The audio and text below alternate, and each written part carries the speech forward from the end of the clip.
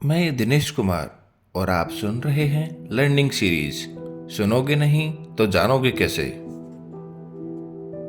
गांधी जी ने स्वतंत्रता प्राप्ति में शस्त्र प्रयोग की जितनी निंदा की उतना ही क्रांतिकारी आंदोलन लोकप्रिय होता गया। यह बात 1931 के कांग्रेस के कराची अधिवेशन से स्पष्ट है।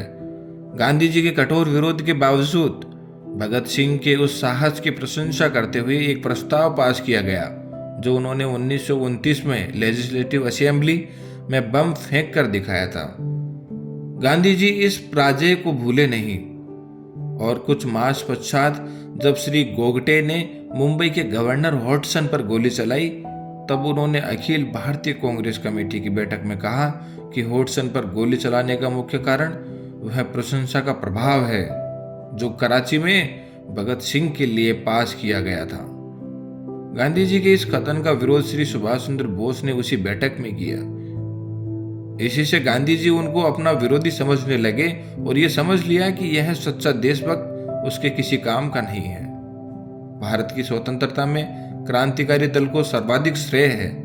जो लोग यह कहते हैं कि गांधी जी के परिश्रम से स्वतंत्रता मिली वे केवल कृतज्ञता ही नहीं करते प्रत्युत एक झूठा इतिहास बनाना चाहते हैं।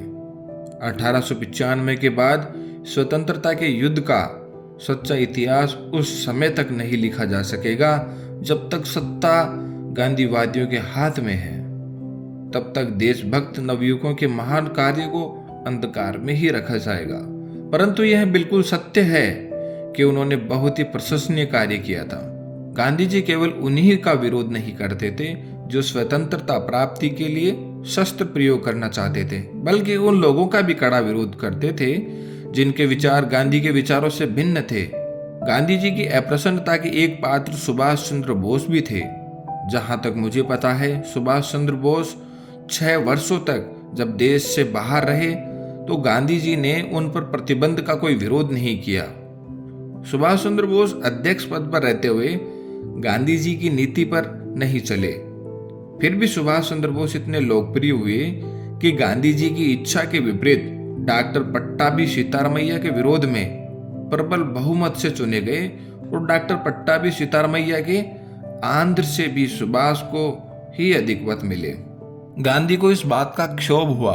उन्होंने कहा कि सुभाष की जीत गांधी की हार है। गांधी जी के मन में विष भर आया और द्वेषाग्नि में जलते हुए वे त्रिपुरा कांग्रेस अधिवेशन में नहीं गए और बहानेबाजी से राजकोट से धूर्ततापूर्वक अनशन और सत्याग्रह छोड़कर बैठ गए। जिस समय तक सुभाष बोस को कांग्रेस अध्यक्ष की गद्दी से नहीं उतार दिया गया तब तक उनका क्रोध शांत नहीं हुआ। सुभाष बोस के दूसरी बार कांग्रेस अध्यक्ष चुने जाने और यहां से बाहर जाने की घटनाएं यह प्रकट करती है कि गांधी जी किस प्रकार धूर्ततापूर्वक कांग्रेस से अपना काम निकाल लेते थे। 1934 के बाद गांधी जी बार बार यही कहते रहे कि वे तो कांग्रेस के 4 आने के सदस्य भी नहीं हैं और उनका कांग्रेस से कोई संबंध भी नहीं है। किंतु सुभाष जब दूसरी बार कांग्रेस अध्यक्ष चुने गए तब गांधी जी के क्रोध से यह पता चलता है कि वे ही कांग्रेस हैं और हर कार्य में खूब हस्तक्षेप करते थे, जबकि वह कहते यह थे कि उनका कांग्रेस से कोई संबंध नहीं है और यह उनके सदस्य तक नहीं है। झूठ बोलने का इससे सुंदर उदाहरण और कहां मिलेगा। जब 8 अगस्त 1942 को गांधी जी ने कांग्रेस से भारत छोड़ो आंदोलन चलवाया तो अनेक नेताओं को सरकार ने तत्काल जेल भेज दिया और वे कुछ भी न कर पाए। आंदोलन वहीं कुचल दिया गया।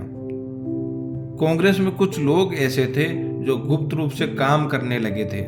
ये गांधी के सिद्धांतों पर चलकर जेल नहीं जाना चाहते थे, बल्कि बाहर रहकर यह चाहते थे कि लूटपाट और तोड़फोड़ से सरकार को जितनी हानि पहुंचाई जा सके पहुंचाई जाए।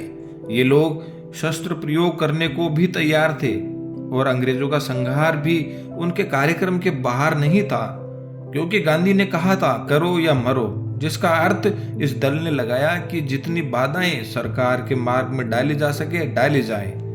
वास्तव में उन्होंने वह सब कुछ किया जिससे युद्ध की तैयारी में बाधा पड़े। पुलिस थानों को जला दिया गया, डाक खानों को बेकार कर दिया, उत्तरी बिहार और अन्य स्थानों पर 900 स्टेशनों को या तो फूंक दिया या बेकार कर दिया गया और राज्य प्रबंध का कुछ समय के लिए तो अंत ही हो गया। यह बल प्रयोग अहिंसा और सत्याग्रह के सिद्धांतों के विरुद्ध था, लेकिन तब गांधी इस विषय पे मौन रहे। यदि वे इसका विरोध करते तो जनता में अलोकप्रिय होते, क्योंकि जनता अहिंसा आदि का विचार नहीं कर रही थी, और यदि वे इसको प्रोत्साहन देते तो अहिंसा का सिद्धांत टूटता था। वास्तव में भारत छोड़ो आंदोलन का महत्व ही यह है कि उस समय लूटमार और विनाश कार्य हुए। यह आंदोलन प्रारंभ होने के कुछ सप्ताह में ही गांधी की अहिंसा का अंत हो गया। अगस्त 1942 के बाद कुछ सप्ताह में जो भी हुआ वह गांधी जी की विचारधारा के प्रतिकूल था। गांधी जी की यह विचित्र अहिंसा थी कि वे करने या मरने के लिए कह रहे थे। गांधी जी को इस हिंसा की उस समय निंदा करनी पड़ी जब 1943 में लॉर्ड लिनलिथगो ने अपने पत्र व्यवहार में गांधी जी से स्पष्ट रूप से पूछा कि वे 1942 की हिंसा को उचित समझते हैं या नहीं। जो हानि या तोड़फोड़ हुई है और युद्ध की तैयारी में बाधा आई, वह हिंसा चाहने वाले कांग्रेसियों द्वारा की गई, न कि अहिंसा के पुजारी गांधीवादियों द्वारा। उनकी अहिंसा असफल हो गई थी, किंतु हिंसा किसी सीमा तक सफल हुई। जेल से गांधी जी को हिंसा की निंदा करनी पड़ी। आजादी के लिए क्रांतिकारी संघर्ष को गांधी जी ने निर्बल कर दिया। गांधी जी का अंत तो अगस्त 1942 के पश्चात ही हो चुका था।